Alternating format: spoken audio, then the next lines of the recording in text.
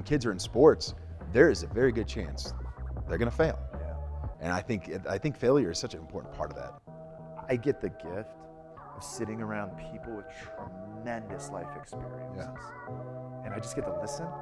Mental health is absolutely important, and you're going to find help and community in that. So I want to destigmatize it by talking about it. Yeah.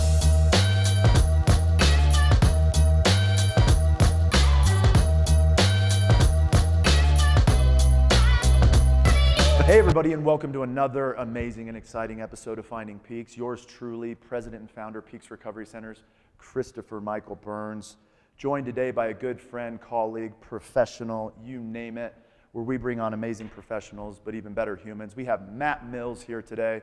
Matt, thanks for joining us today. Thank you. Thanks for having me on. It's Absolutely, man. Lately I've been I haven't really talked to Kuv about it, but I've been thinking about bringing on a series where we just bring on thoughtful conversations that matter. Yeah. And I've had the opportunity to know you for the last couple of years, and kind of want to start with where we met because it's an exciting topic for me. Yeah, well, for me too. Yeah.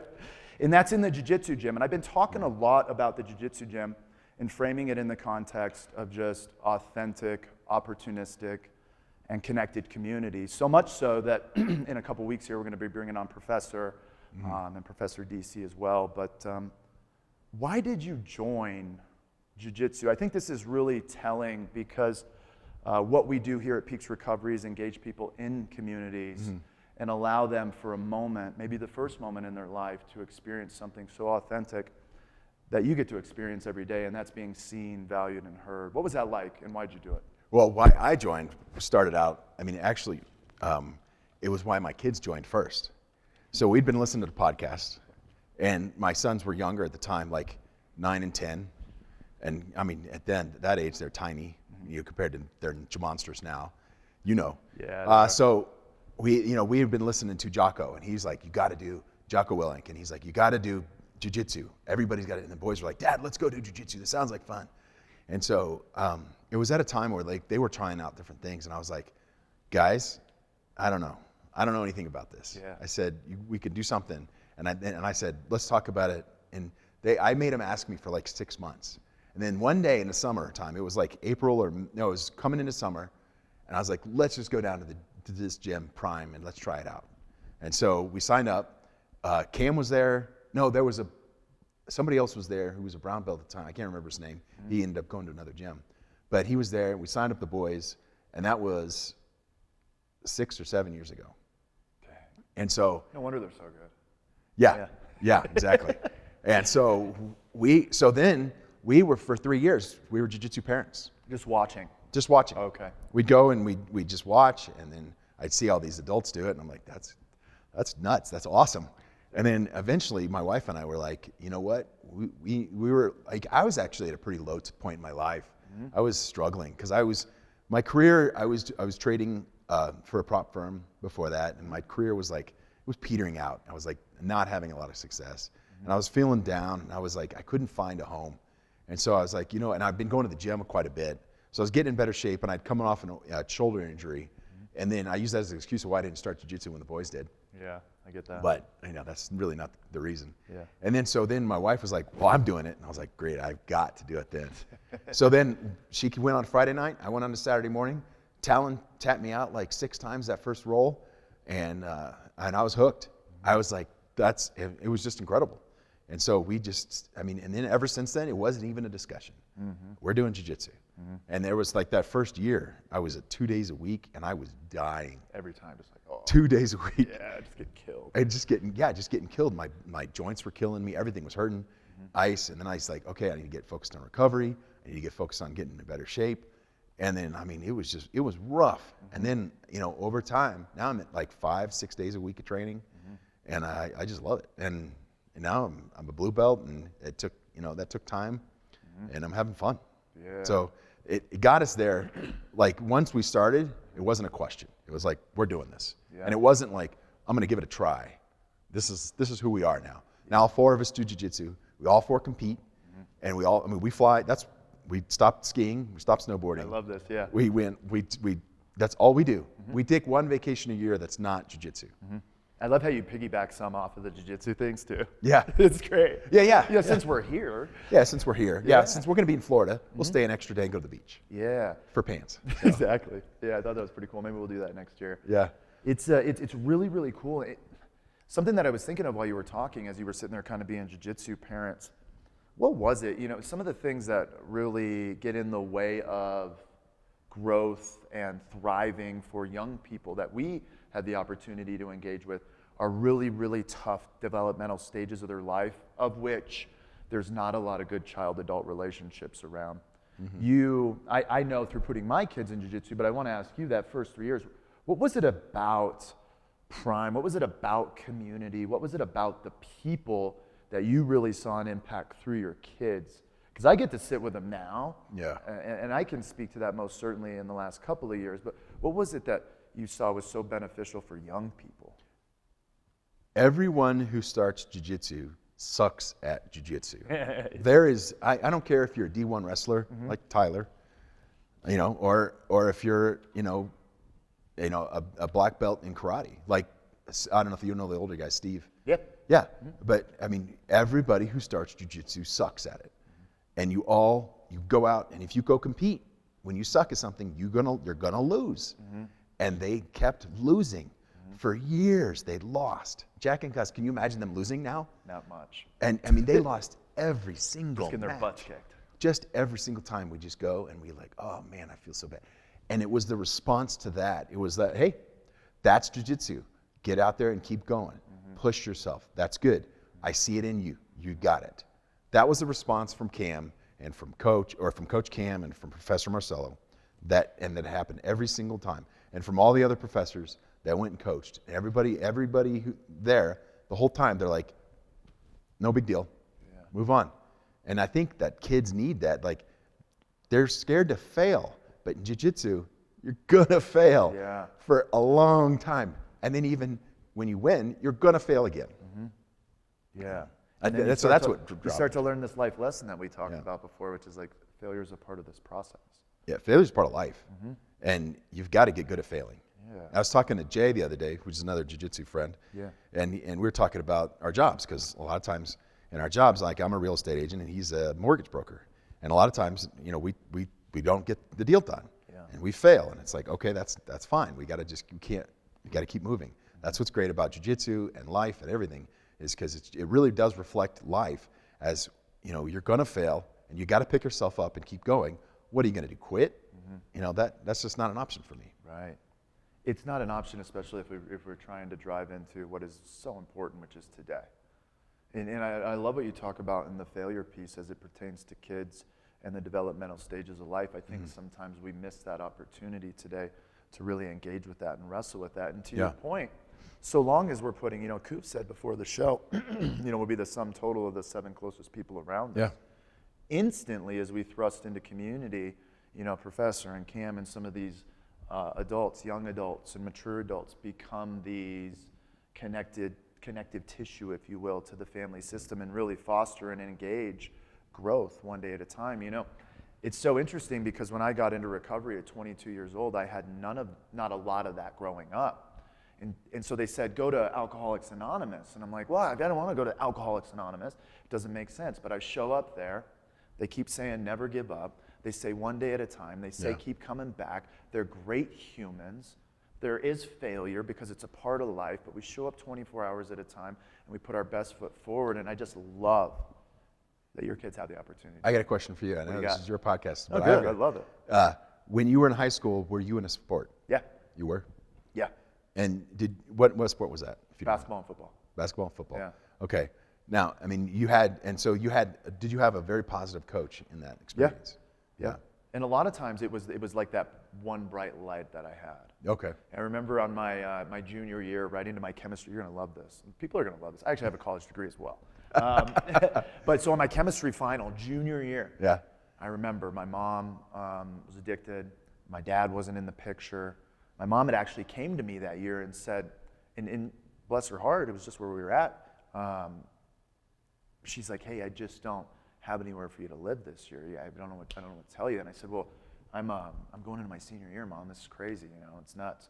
So I'm sitting with a buddy, anyway, I ended up living with him my senior year. But prior to that, I'm sitting there on this chemistry final. And I know the chemistry final is going to inform football season next year. Like, I have to get a C on this thing. But I look at the material and I know none of it. So I write a letter to Miss Rom. Miss Rom's a friend of mine on Facebook. Oh, yeah? Yeah, I know Miss Rom. Like, I was like, I've already wrote her. You do not know what you've done for me. As a sober adult. Yeah. So I write this thing and I said, Miss Rom, the only thing good in my life, the only thing that I'm looking forward to, the only thing that gives me any hope is playing football and playing basketball with my friends. I understand if you all need to take that away because I have bad grades and I don't show up and I had 48 absences and it's part of the rules. And I understand that and I respect the rules. But Miss Rom, if you take this away, I'll lose everything. I won't graduate high school. I won't care about having a place. I'm just being very honest. If I can't play football and I can't be here, that's what I do. And she gave me a C minus. She gave you a C minus. She gave me a C minus, dude. That was a gift. And it was a gift from God. Yeah. And I got help. And so there was people who showed up on my path, talk about community, the Miss Roms, the basketball coaches, the football coaches, the Coach Cromarties, where I would look up and just say, I'll do anything you tell me to. Yeah. Because I trust and believe in you so much. Well, and what's interesting about that is you know, in life, when kids are in sports, there is a very good chance they're going to fail. Yeah. And I think failure is such an important part of that. It's like that you know, you go and put yourself out there, you're going to win or you're going to lose. But what's amazing about that is the process. And a lot of other aspects of life, it's not the clear line. Yeah. That's why kids need sports. You know, they need some sort of sport. Yeah. They need to put themselves out there, fail. They need to win. They need to win sometimes. They need to lose sometimes. Yeah. They need to understand how that works because that's life. It creates it really instantaneously. Yeah. It's like Koob, you know, he's like this lacrosse player doing all these things, shattered his knee. It's junior year, you know, he's going to do this, that, and the other thing. All these, and so you get really, what happens with sports too is we get really overcoupled with it and engaged with it, and then we get into these identity and purpose issues. But that's life. But then it breaks you away and makes you do something else. Exactly. Because you can't be just one place. Exactly. And that's life. And I think it's important to experience that inflection point. Jiu-jitsu, sports, and those things do it. Yeah. I've been quoted lately of being like, man, I talk my kids out of ball sports all the time.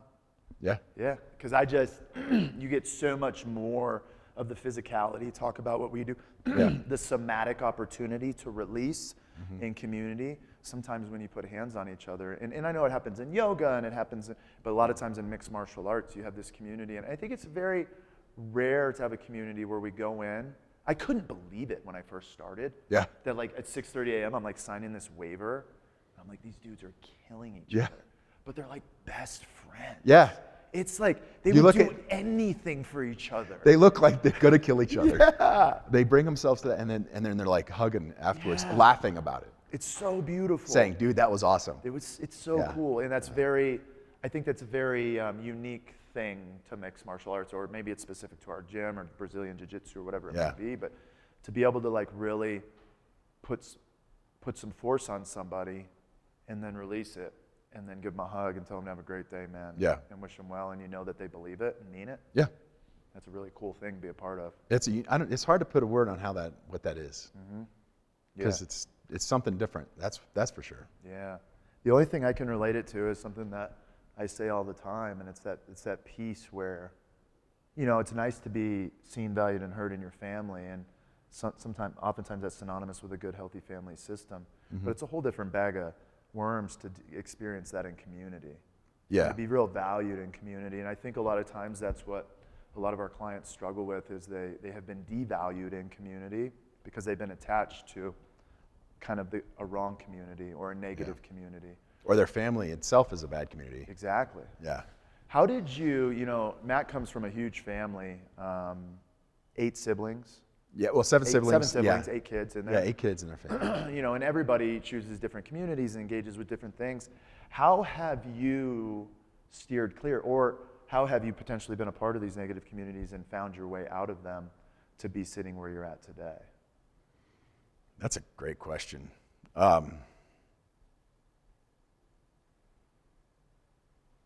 I've always felt like this push away from that negative behavior. And so whether it be, you know, just talking bad about people or you know, doing the wrong things, drinking too much or doing drugs or anything like that. I've always just felt like this is not right. This is dragging me down. I need to be better. And I don't need to be better than other people. I just need to be better for myself. Yeah. And I've always kind of felt like that. And so like after my family community, I joined the Navy and I joined the submarine force. Oh, that's right. Yeah. And I tell you, that could be good and bad community right there. Yeah. I mean, you pull into port, that's a bad community. Yeah. Because you're drinking way too much. Uh-huh. At sea, it could be good, it could be bad, but there's multiple communities on a submarine too. There's forward guys, we called coners, and there's nukes, which in the engine room we were nukes. Uh-huh. And even within that, there's all these little separate communities, all these separate tribes. And so, I fell prey to that. I was part of the bad community. I went out and drank too much, encouraged people to drink, and it affected me. It affected my health. And then, but eventually I felt like, and I don't know what it was that I just decided I'm going to put this down. Did you go to college, or did you go to the Navy at 18? At 18, yeah. Okay. 17 actually. Jeez.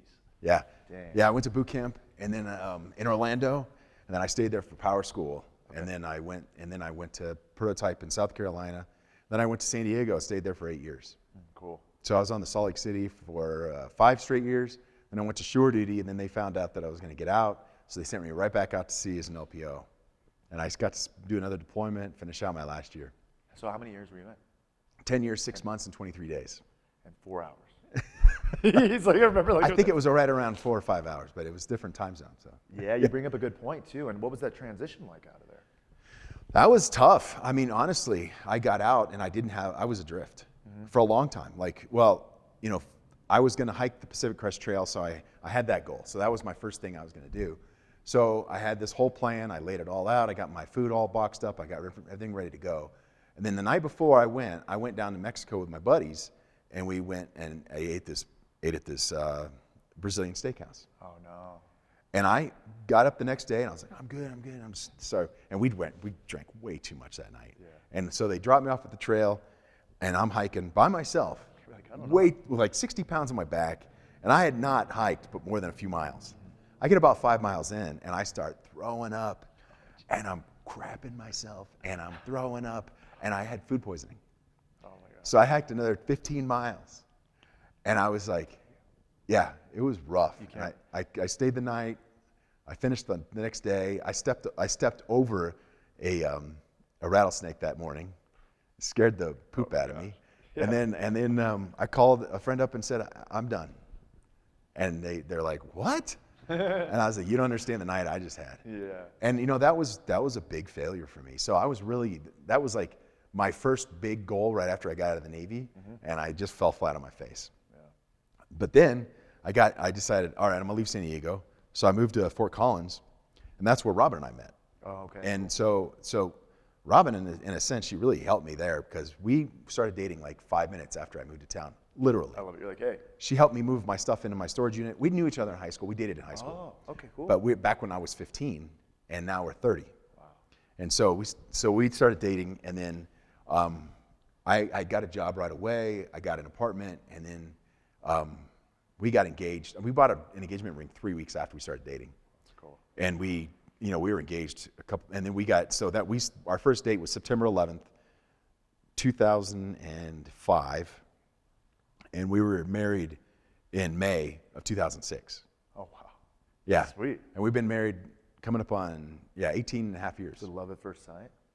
Well, not really first sight. Yeah, I always tell Cass, I was like, I love you. She's like, yeah, right. Yeah, but it was like, I mean, we were connected. That's cool. And she, big backpacker. She's been in like grad school or something? What's that? Was she in grad school when you guys? No, she had just finished medical school and residency, and she was actually in her first practice. Oh wow. Cool. And I was going to college. I started going to college, and I was working a job at a factory. Okay. And then we moved to Indiana, and then once we started having kids, I stayed at home with the kids, and I kind of put college and everything on pause. And I actually never finished college, but then I'd worked my way into the financial markets, and I'd gotten into that career later on. Yeah. But for a long time, I stayed at home with the boys, and I homeschooled them. Yeah. How long did they homeschool all the way through this grade? All the way through 7th grade. Okay, cool. Yeah. Yeah, I really love that setup that you have for them now. That's a killer situation where they kind of have a hybrid schedule, and And I have a unique situation with my sons, like where we're really close, sometimes a little too close. Yeah. No, I think it's the right amount. You know, it's interesting, man. And I thought to myself, was I going to bring this up today? And I am now. But your son came to me the other day. We train. You know, we train on Tuesdays. They show up at 6 a.m. They get in the plunge. It's cool to be a part of. I love that type of energy.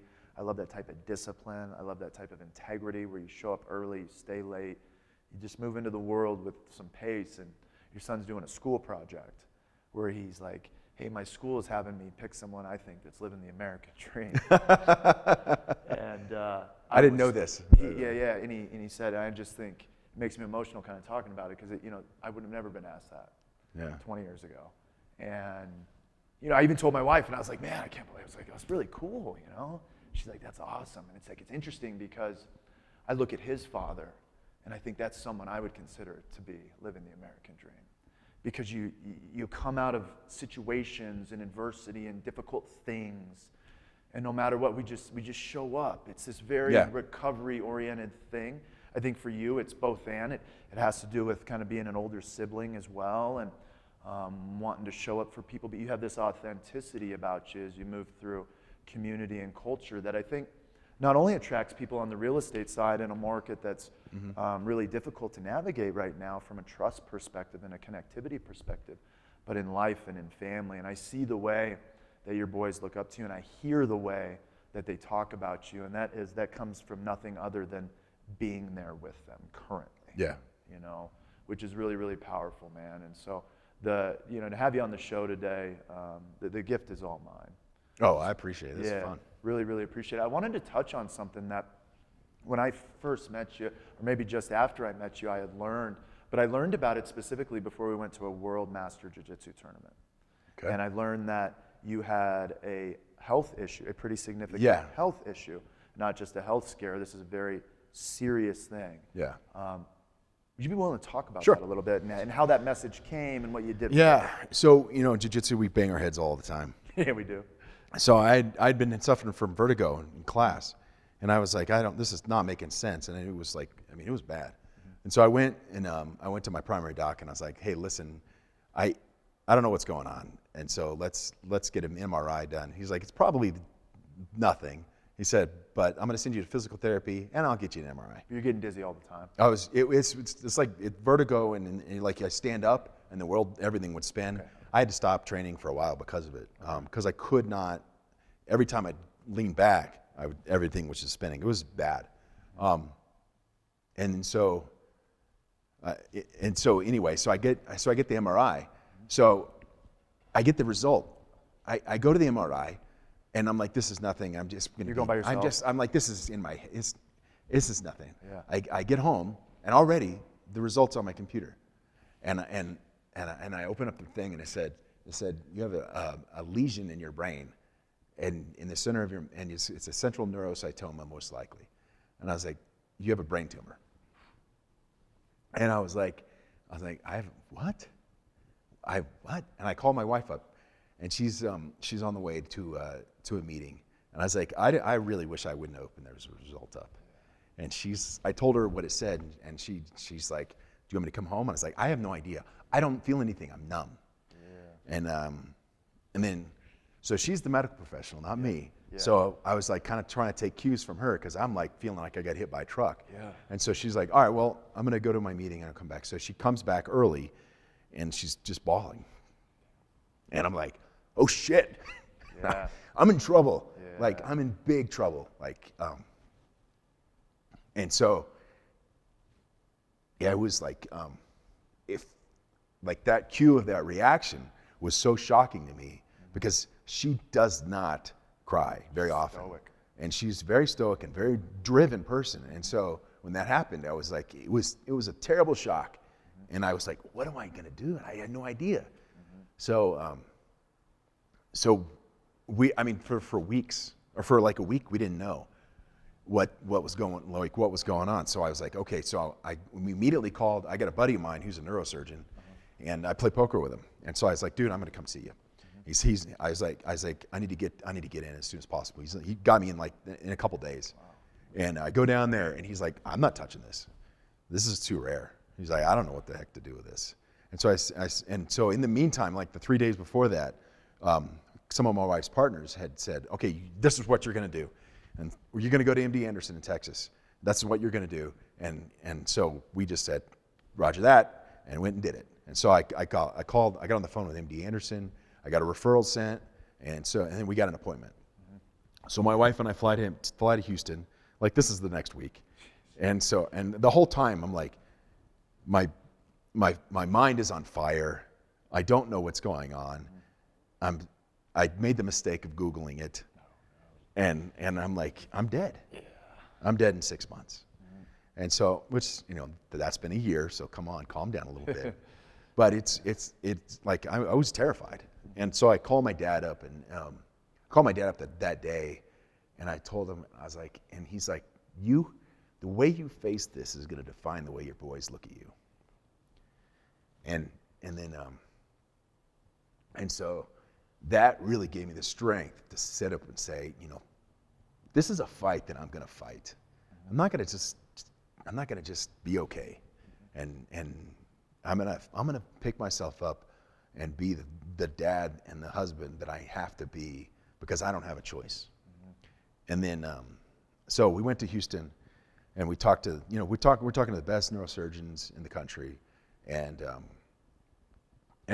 it's benign, but like the surgeon said, he said, there's nothing benign about a tumor that sits right in the center of your brain. Yeah. And so we go, and initially he's like, we're going to take it out.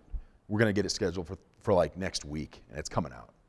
And I'm like, dang, it's in there deep.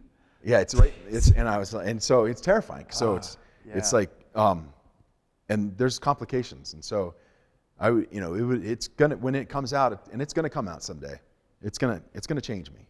And so I have to understand that and face that, because they separate the brain in half, and then they go in, and then they cut the corpus callosum, and then they have to go into the ventricle to take it out.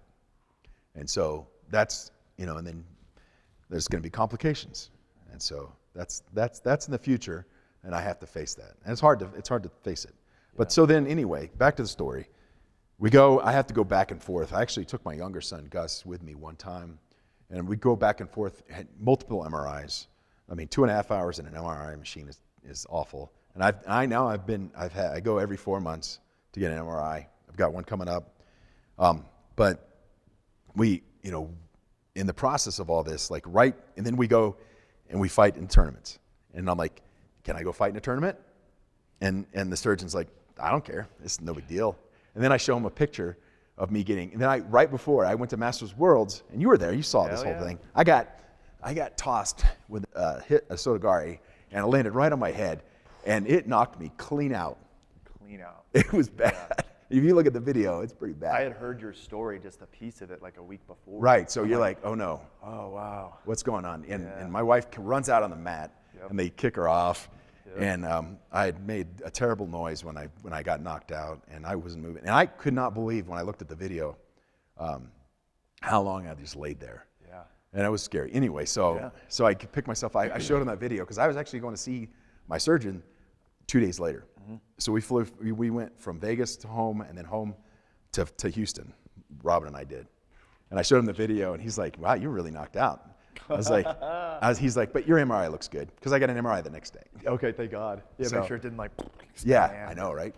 Wow. So it's stable now, but eventually it's going to have to come out. But right when we were in Vegas, 2024, just the gift that never stopped giving. My dad calls me up, and he's got stage 4 lung cancer. Wow. And so I said, Dad, the way you handle this is going to define the way your children look at you. And he's like, that's right, man, that's right. And so it's he's doing really well right now. Is he? But but it's like he and I have had this unique experience this year where we've looked death in the eye and say, not today.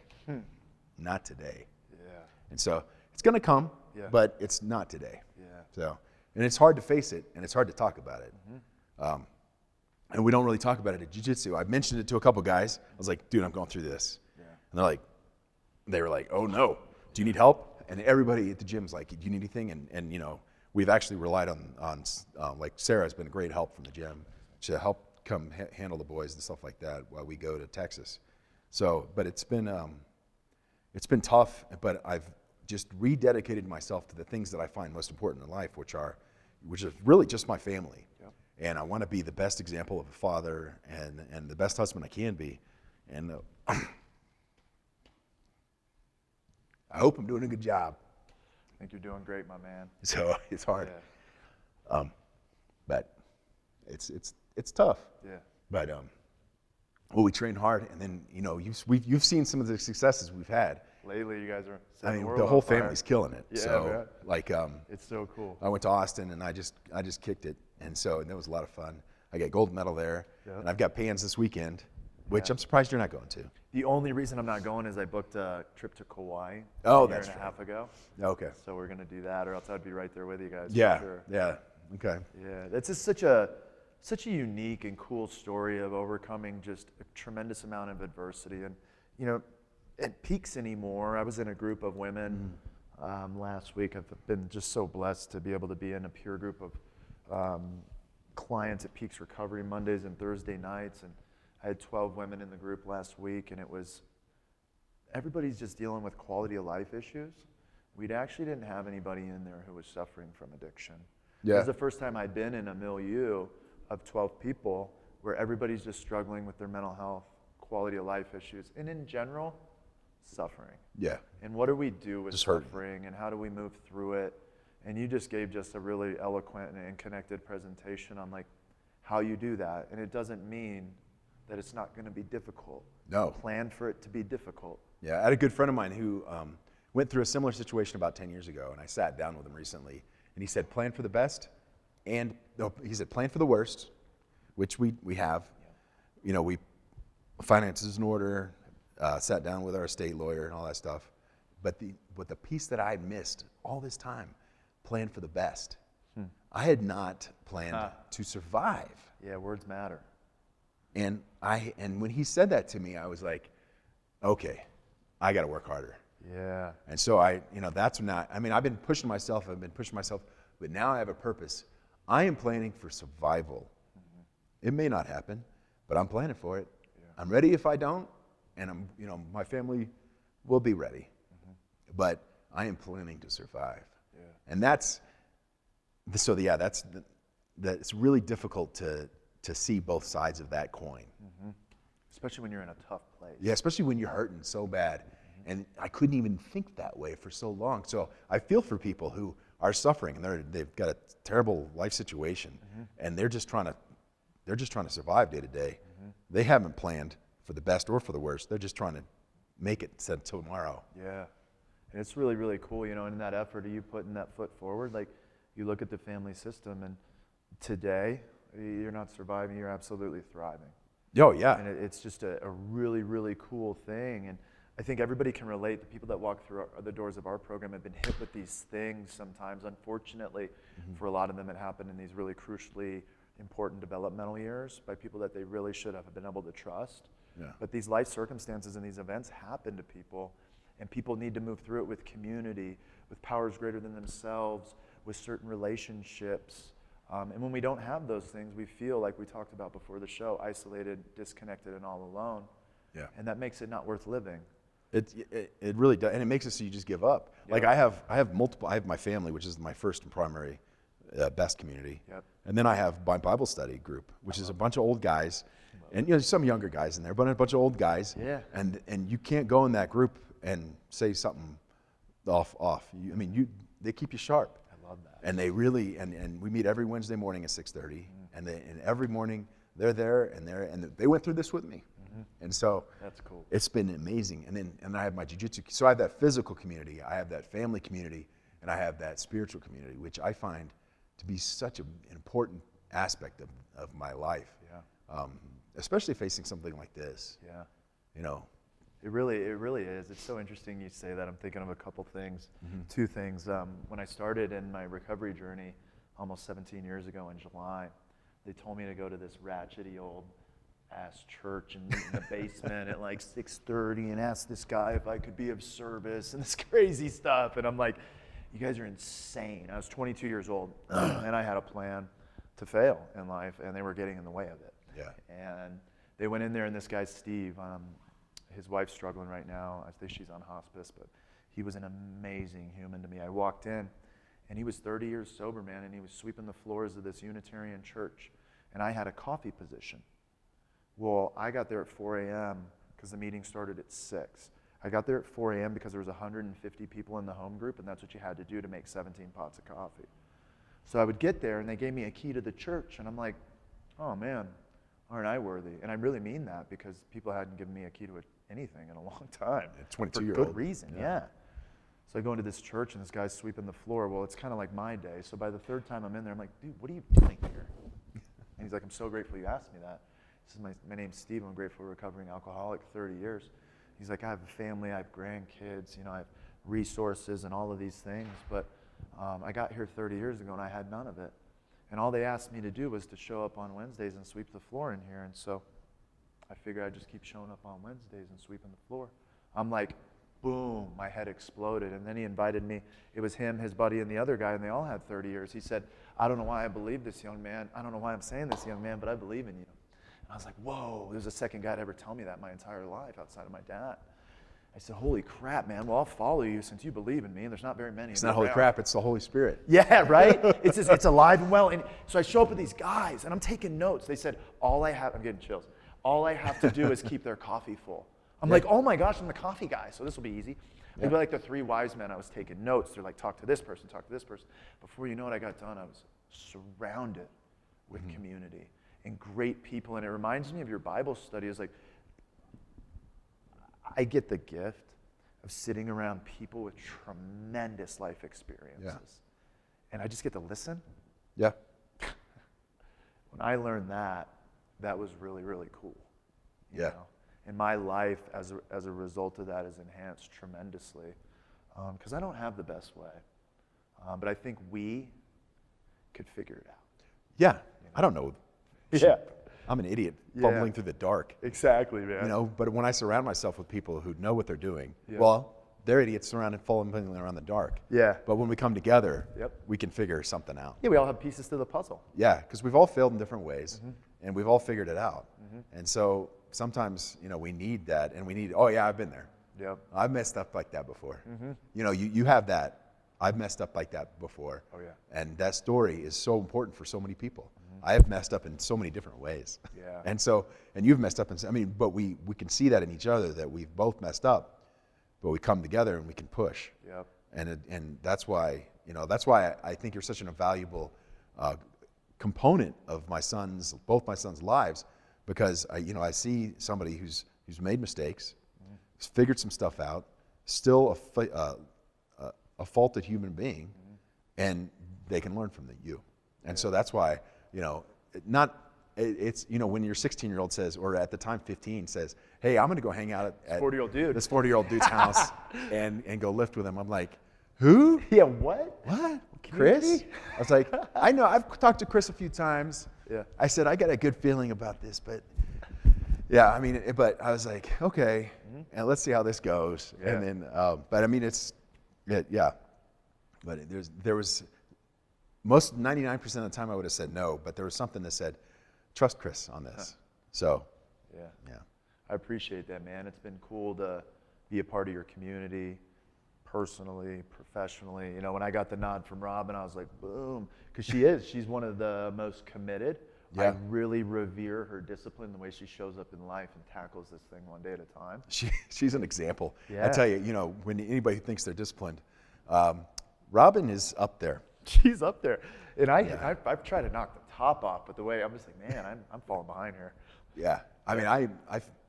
We looked at how many jiu-jitsu classes we started the same within a day of each other. Yeah. She's got over 100 classes more than me. Wow. 100. Holy smoke. Yeah. And she did she blow out her knee? She had an ACL, and then she had an ACL surgery, so. She was back in 6 months. She was back in 6 weeks. She was back on the mats in 6 weeks. Wow. And she was dead. I think she was going before that, but I mean, she just never left. She's fully recovered and she's kicking ass. Fully and taking recovered. names. Yeah, I mean, she's just killing it. Yeah, like We're both ranked #1 for pans. That's what I'm saying. Like, Yeah. I got my money on black, for sure. Yeah. Well, man, hey, I appreciate you just blessing us with your presence today. Family, community, and culture, one of the greatest connected men in those corners that I had the opportunity to connect with. Grateful that I could introduce you to the viewers here at Peaks Recovery Centers, where mental health matters. You clearly live a life where it matters to you, and thank you so much. It does, and I want to say something before we finish about mental health. It's such a stigmatized thing in our culture, and I want to encourage people to go get the help they need. When I was struggling, and I didn't really talk much about this, but before I started jiu-jitsu, well before that, I was really struggling, and it took me forever to go get help. And I went and found a therapist, and he was very, very helpful in my journey. And so I want to encourage people, especially, I'm a veteran, and a lot of veterans are just like, they're just not going to do it. And I think it's so important. Yeah. And so I want to encourage anyone. Mental health is absolutely important, and you're going to find help and community in that. So I want to destigmatize it by talking about it. Yeah, that's a big deal, and I didn't even know that about you. Yeah. I just figured you were doing something that was working. So it's a multitude of things, and I appreciate you mentioning that too, and especially as it pertains to veterans. Yeah. Because we have a lot of veterans, combat veterans, military service members, who just have kind of been indoctrinated with this idea that I don't need any help. Yeah. And I've learned throughout the process of working with a lot of courageous and heroic people, specifically veterans, that that's just not the case. We all need each other, and there's an opportunity on the other side of that phone call, so I appreciate you mentioning that.